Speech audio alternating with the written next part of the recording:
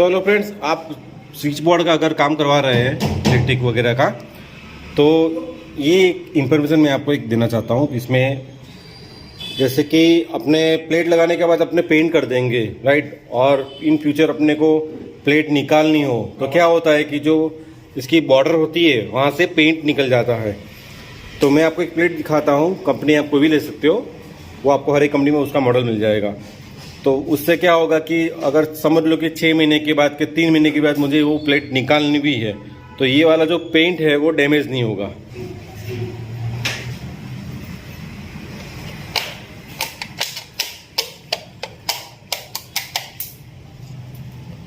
सो देखिए प्लेट लगा दी है और ये देखिए इतना डिफरेंस आ रहा है। तो क्या है कि जब भी निकालनी हो आराम से निकाल पाए। मैं आपको निकाल के भी दिखाता हूँ।